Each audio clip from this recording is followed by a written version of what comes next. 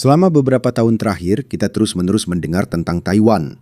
Sebenarnya pulau ini hanyalah pulau kecil di peta, tetapi sekarang menjadi salah satu tempat terpenting di seluruh dunia.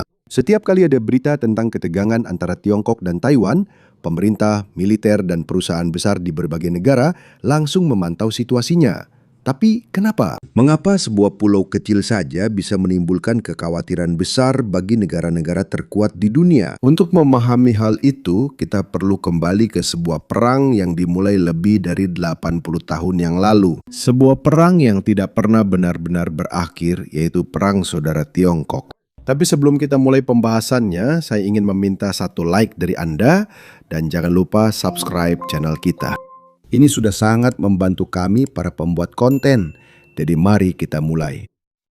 Setelah Perang Dunia Kedua pada tahun 1945, sebagian besar wilayah Tiongkok hancur. Selama lebih dari 8 tahun mereka melawan penjajahan Jepang. Jutaan tentara dan warga sipil juga tewas. Banyak kota hancur dan ekonomi negara runtuh. Namun ketika Jepang menyerah kepada Amerika pada Agustus 1945, yang terjadi bukanlah perdamaian. Sebaliknya, konflik lama di dalam Tiongkok kembali pecah.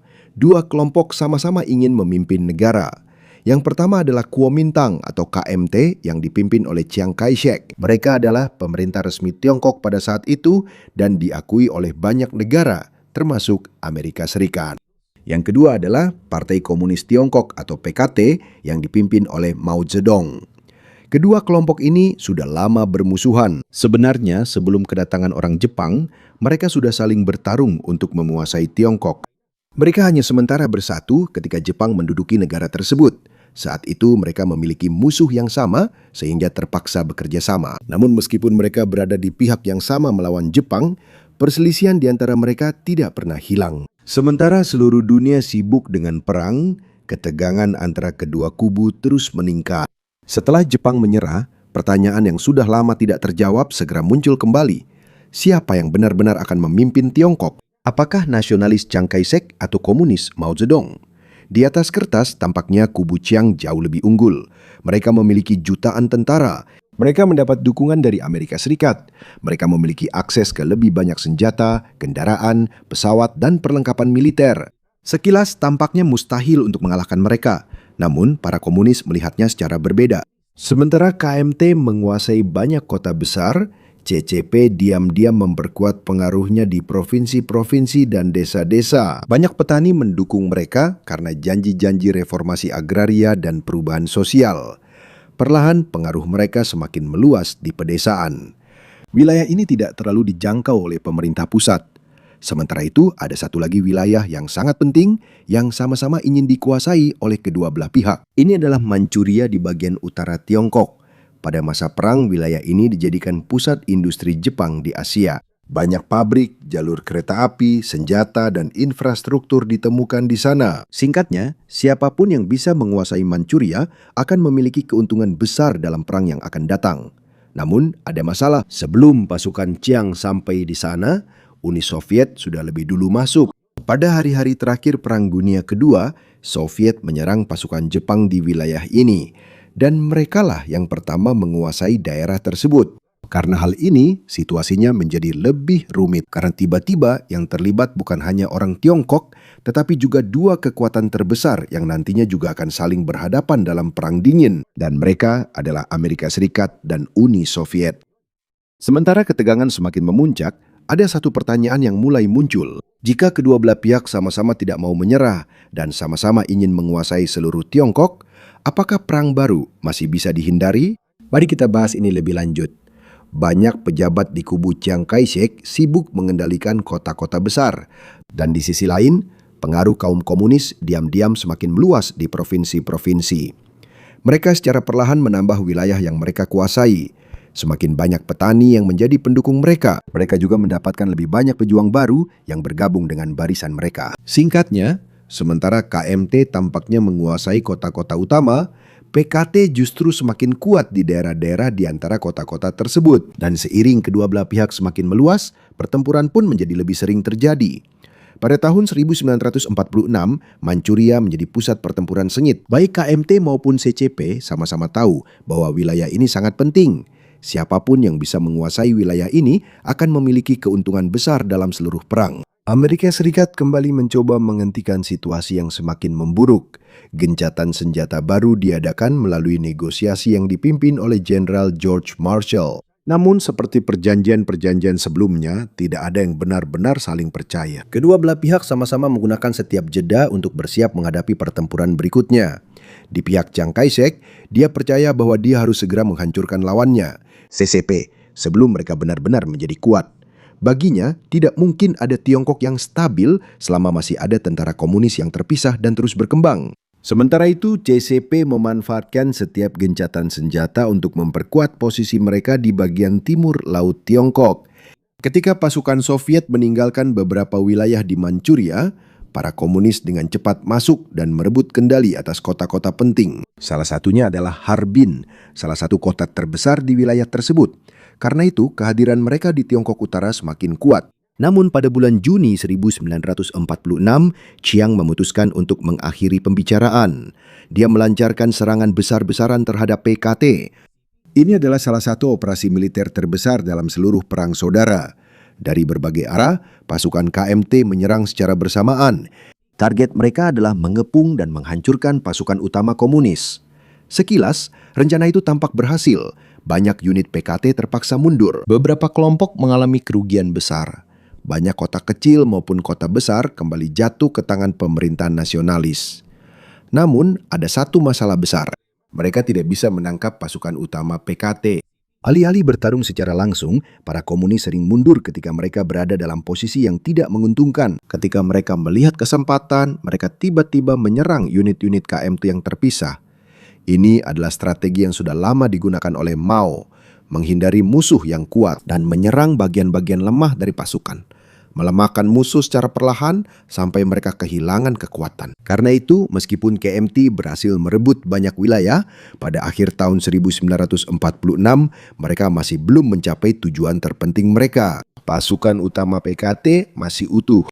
Pasukan ini terus bertempur dan terus berkembang. Seiring perang semakin memburuk, Amerika Serikat mulai kehilangan kesabaran. Upaya-upaya tersebut juga tidak berhasil. Upaya mereka untuk menyatukan kedua belah pihak juga gagal. Pada awal tahun 1947, Jenderal Marshall akhirnya meninggalkan Tiongkok. Bagi Washington, sudah jelas bahwa konflik tersebut tidak bisa lagi diselesaikan melalui negosiasi. Setelah itu, pihak Chiang menjadi semakin agresif. Mereka melancarkan serangkaian serangan baru. Salah satu target utama mereka adalah Provinsi Shanxi dan daerah-daerah yang menjadi pusat operasi PKT. Disinilah terletak Yan'an, kota yang menjadi simbol gerakan komunis dan pusat komunikasi mereka. Selama bertahun-tahun bagi banyak pejabat KMT, jika Yan'an jatuh, seluruh gerakan Mao juga akan runtuh. Namun pandangan kepemimpinan komunis berbeda. Saat tentara nasionalis semakin mendekat, Mao membuat sebuah keputusan yang mengejutkan banyak orang. Dia tidak mempertahankan kota itu sampai mati. Sebaliknya, dia meninggalkannya. Baginya, tentara lebih penting daripada sebuah kota. Kemampuan untuk bertarung lebih penting daripada mempertahankan satu tempat tertentu. Jadi ketika Yan'an akhirnya direbut oleh KMT, banyak pejabat di Nanjing merayakannya. Mereka merasa kemenangan sudah di depan mata. Namun di balik kemenangan itu, ada masalah yang lebih besar yang tidak mereka sadari. Mereka berhasil merebut kota itu, tapi mereka tidak berhasil menghancurkan pasukan Mao. Mereka tidak berhasil memutus organisasi PKT, dan mereka juga tidak bisa menghentikan meluasnya pengaruh mereka di provinsi-provinsi. Sementara KMT sibuk menguasai lebih banyak wilayah, jalur suplai mereka semakin panjang, semakin banyak tentara yang harus disebar ke berbagai tempat, semakin banyak biaya yang dibutuhkan, semakin banyak masalah yang harus diselesaikan. Sementara itu, PKT terus merekrut, melatih, dan memperkuat pasukan mereka. Perlahan-lahan, satu hal menjadi semakin jelas. Perang ini tidak akan berakhir hanya dalam beberapa bulan. Pertempuran yang diharapkan Chiang akan segera berakhir mulai berubah menjadi perang panjang yang melelahkan tentang persediaan, ekonomi, dan ketahanan. Dan dalam perang seperti ini, tidak selalu tentara dengan senjata terbanyak yang menang. Kadang-kadang, pihak yang paling mampu bertahanlah yang menang. Namun demikian, pada titik ini dalam perang, perbedaan terbesar antara kedua kubu mulai terlihat. Keduanya sama-sama ingin menguasai seluruh Tiongkok. Keduanya sama-sama memiliki jutaan pendukung. Keduanya juga memiliki pasukan yang besar. Namun cara berpikir mereka sangat berbeda. Bagi Chiang Kai-shek dan Kuomintang, perang adalah sebuah operasi untuk sepenuhnya memusnahkan musuh mereka. Mereka percaya bahwa jika mereka berhasil merebut kota-kota utama dan pusat pemerintahan, maka pertempuran akan berakhir. Ini adalah pandangan umum banyak militer pada masa itu. Jika kamu menguasai kota-kota, kamu menguasai negara. Namun pandangan Mao Zedong berbeda. Baginya, kota bukanlah yang terpenting. Yang paling penting adalah pasukan, para pendukung, dan kemampuan untuk terus berjuang. Jadi, ketika Partai Komunis Tiongkok terdesak di suatu tempat, mereka tidak ragu untuk mundur. Mereka tidak menganggap mundur sebagai kekalahan. Bagi mereka, itu hanyalah bagian dari rencana yang lebih besar. Jika mereka harus meninggalkan sebuah kota demi menyelamatkan pasukan mereka, mereka akan melakukannya. Dan inilah salah satu alasan mengapa KMT terus-menerus gagal menghancurkan kaum komunis. Setiap kali pemerintah nasionalis melancarkan serangan, mereka semakin menjauh dari basis utama mereka. Jalur suplai mereka semakin panjang.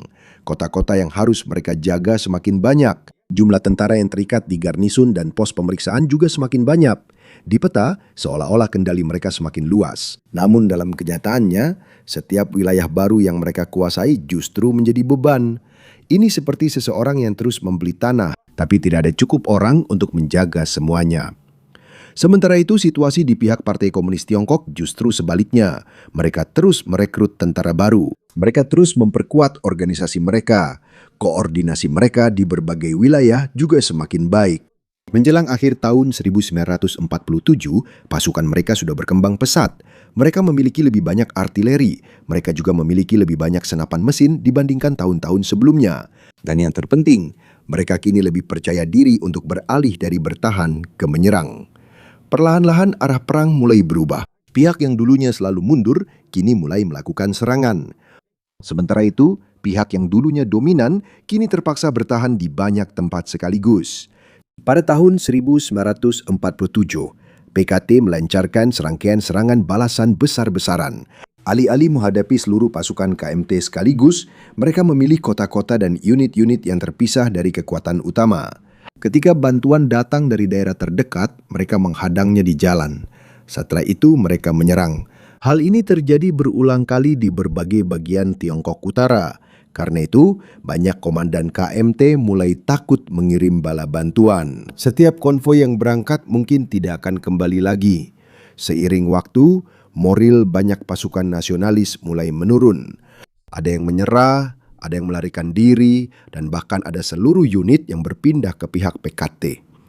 Bagi kaum komunis, hal ini sangat penting. Mereka tidak hanya mengurangi jumlah musuh, tetapi juga menambah pasukan mereka sendiri. Mantan tentara musuh kini menjadi tentara baru PKT. Senjata bekas KMT digunakan melawan mantan tuan mereka. Perlahan-lahan, momentum pasukan komunis semakin kuat. Hal ini paling jelas terlihat di Manchuria. Ini adalah wilayah yang telah lama diperebutkan oleh kedua belah pihak.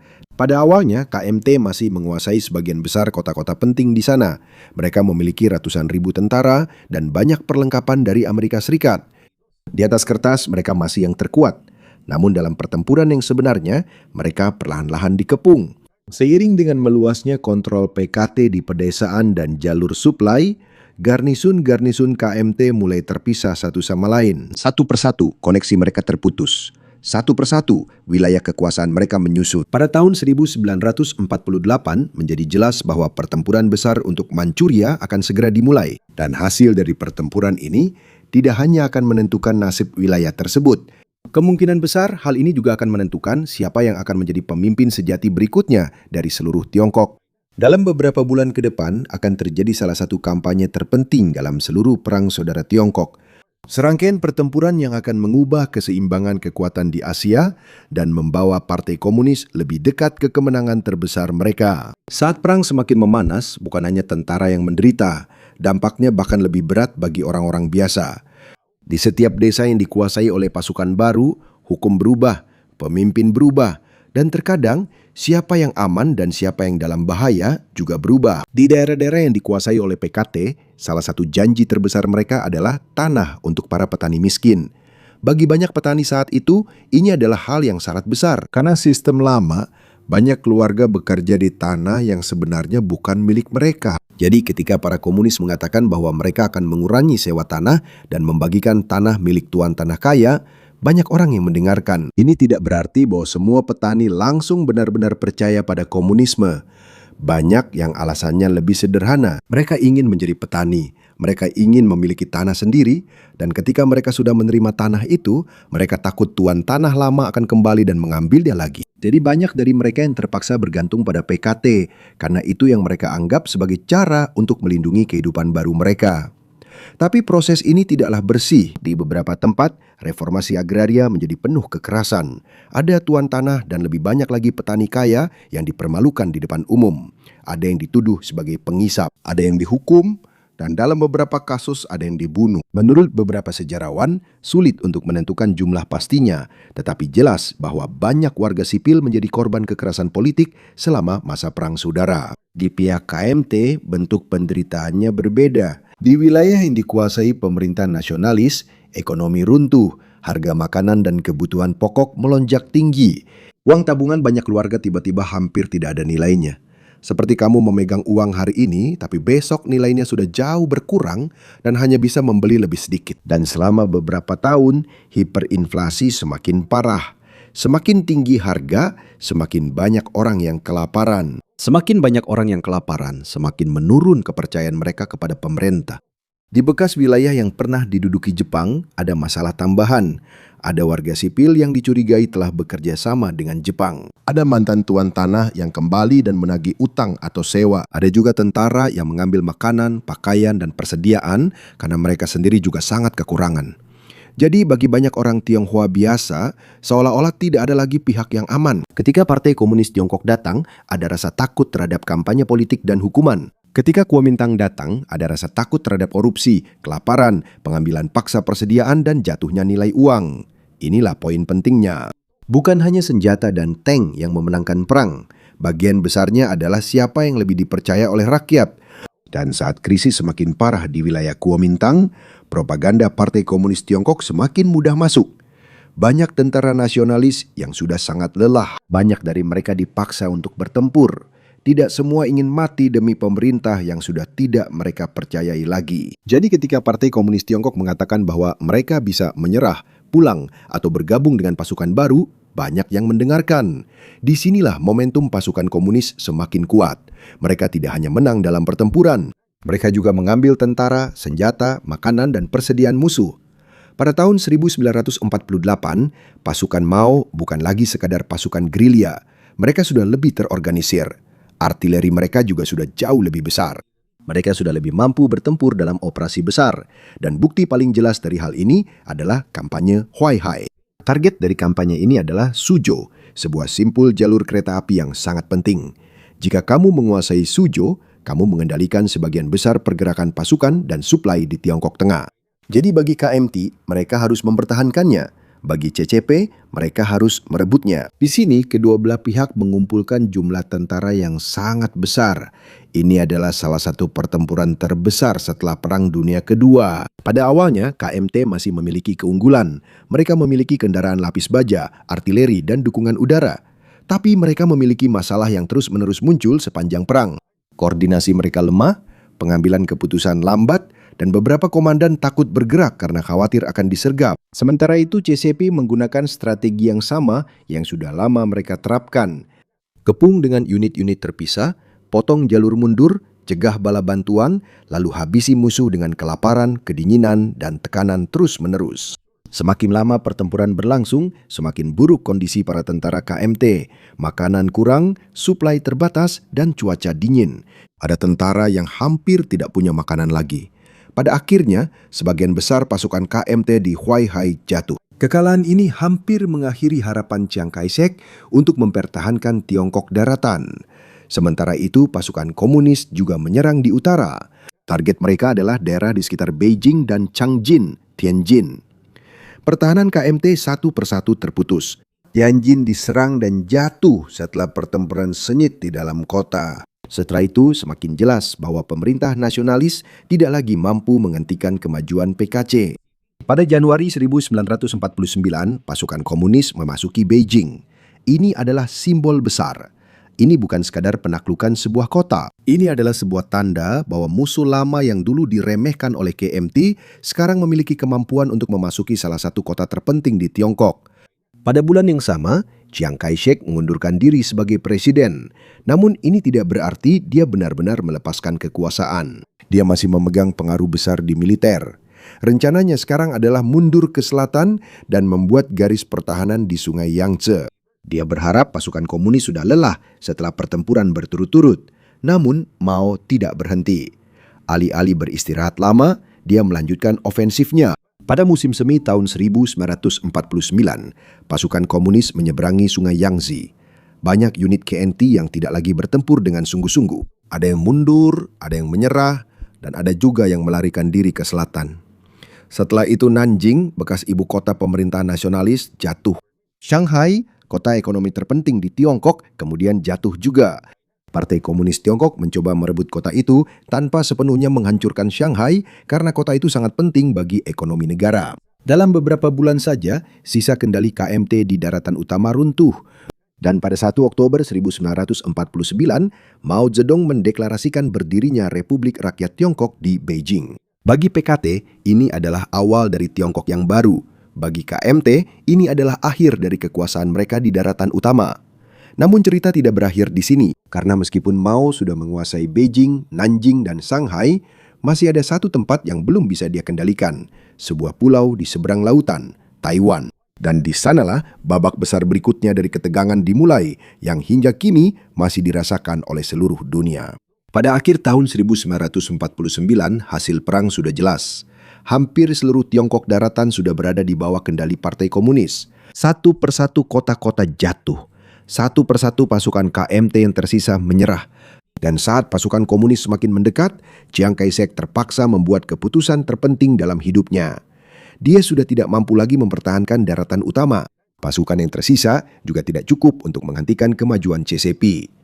Daripada tetap tinggal dan tertangkap, dia memilih untuk mundur. Pada bulan Desember 1949, bersama dengan sisa pemerintahannya, ratusan ribu tentara dan sejumlah besar pengungsi, dia menyeberang ke Taiwan. Inilah pulau yang akan menjadi benteng terakhir Republik Tiongkok.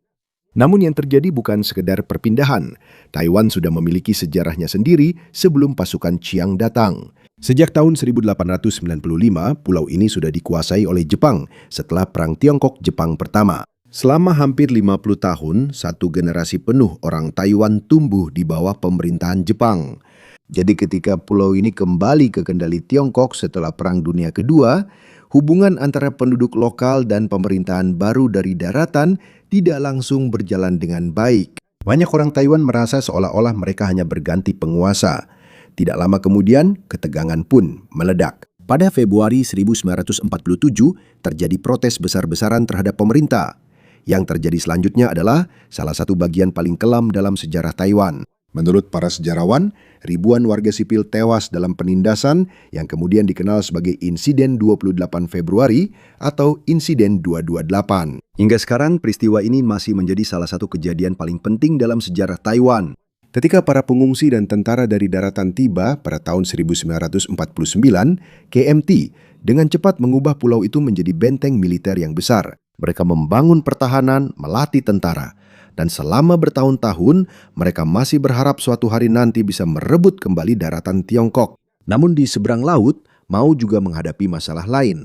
Meskipun dia menang dalam Perang Saudara, Mao belum sepenuhnya menguasai semua wilayah yang diklaim oleh Republik Rakyat Tiongkok yang baru. Dalam beberapa tahun berikutnya, pemerintah baru memperluas kendalinya ke berbagai wilayah, termasuk Xinjiang dan Tibet. Pada saat yang sama, tatanan baru Perang Dingin mulai terbentuk di Asia, dan disinilah Taiwan menjadi lebih penting daripada sebelumnya. Pada bulan-bulan pertama setelah kemenangan PKT, Amerika Serikat belum yakin apakah mereka akan mendukung Taiwan.